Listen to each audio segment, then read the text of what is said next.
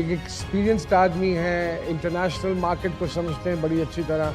हमारी प्रॉब्लम यह है कि हम किसी को सुनना नहीं चाहते।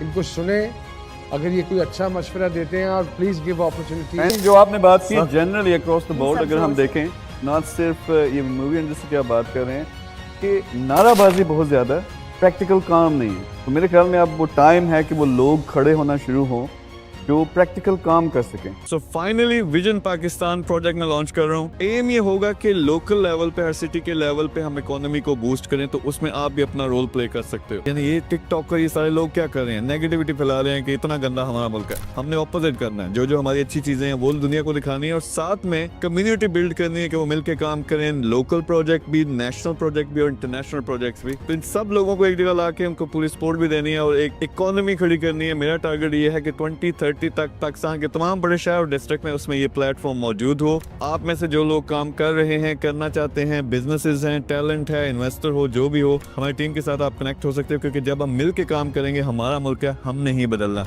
तो आप मिल के काम करना चाहते हो, नीचे एक लिंक होगा, कमेंट के अंदर उस पर क्लिक करें और हमारी टीम के साथ कनेक्ट हो जाएं। Thank you very much.